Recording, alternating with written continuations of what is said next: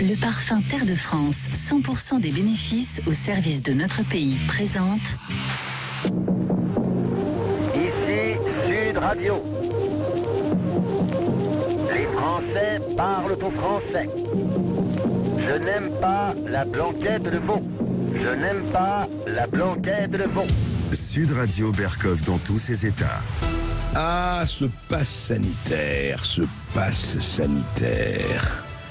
Et qu'est-ce qui fait couler beaucoup d'encre, hein? Et ça continue encore et encore. Vous vous rappelez? Ça devait arrêter le 15 novembre au départ. D'abord, ça n'empêchait, selon le président, le Premier ministre, le ministre de la Santé, le porte-parole, ça n'empêchait pas d'aller au théâtre, au cinéma, au bar et partout. Après, non, ça empêchait. Et ça empêche de plus en plus, comme vous le savez, on va parler de ça pour les boîtes de nuit, on sait, les bars, les restaurants, etc. Attention, sans QR code, vous ne sortez plus et sans passe sanitaire, vous êtes effectivement assigné à résidence. Mais alors, quand même, il s'est passé des choses étonnantes et la contradiction, je ne savais pas que le matérialisme dialectique, que nos pouvoirs étaient devenus marxistes pour dire tout et son contraire, et bien ça continue. On sait que c'est pas nouveau, mais ça continue. Par exemple, il s'est passé ceci, hein. Je rappelle que quand le Conseil d'État a rendu un avis sur le pass sanitaire, c'était le 20 juillet, après la fameuse allocution d'Emmanuel Macron le 12 juillet dernier, où il disait, voilà, pass sanitaire obligatoire, etc., le couperet est tombé. Et je vous lis exactement ce que disait le Conseil d'État.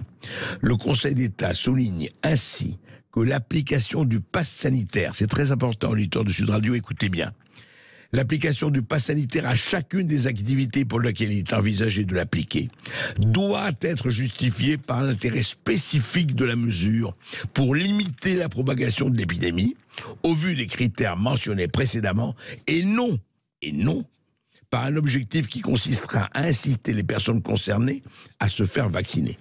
Vous entendez bien, on n'est pas là pour inciter les personnes concernées à se faire vacciner. Eh bien voilà ce que disait... Écoutez bien, Conseil d'État, écoutez bien, membre du Conseil d'État, Auguste, homme de principe et femme de principe. Écoutez, mais auparavant, on va en parler tout de suite. Sud Radio André Berkov. Berkov dans tous ses états, ça balance pas mal sur Sud Radio. Voici ce que disait lundi dernier, notre Premier ministre, encore une fois fameux Jean Castex, après donc le Conseil de défense sanitaire. Écoutez. Le pass sanitaire est un outil d'incitation à la vaccination et de protection face au virus que nous avons été parmi les premiers à déployer en Europe. Nous l'avons renforcé depuis cet été en l'élargissant à de nombreux lieux, en limitant désormais les tests acceptés à 24 heures et en y intégrant dans les prochaines semaines la dose de rappel, ce qui renforcera d'autant son efficacité. La dose de rappel, je rappelle, c'est la 3e dose. Hein, mais vous savez, on ne dit plus 3e dose, on dit dose de rappel. Je vous rappelle qu'on ne dit plus ballon de football, mais élément bondissant. On ne dit plus femme de ménage, mais technicienne de surface. Voilà. Dose de rappel, ça passe mieux. Et puis, on sait que la 4e dose arrive. Alors, préparez-vous. Hein. Je ne parle pas des suivantes, mais on vous tiendra au courant. Mais déjà, le Premier ministre contredit ce qu'a décidé le Conseil d'État. Le Conseil d'État disait, je le rappelle, non... appliquer le pass sanitaire ne doit pas être pour un objectif qui consistera à inciter les personnes concernées à se faire vacciner. Eh bien, c'est exactement ce qu'a dit Jean Castex. Oui, c'est pour inciter les gens à se faire vacciner. Et hier, au Sénat, il y avait Jean-François Delfraissy, le président du Conseil scientifique, qui, depuis 18 mois, décide, en tout cas avec les politiques, de la gestion sanitaire, de la gestion du Covid-19. Eh bien, écoutez ce que disait hier au Sénat Jean-François Delfraissy.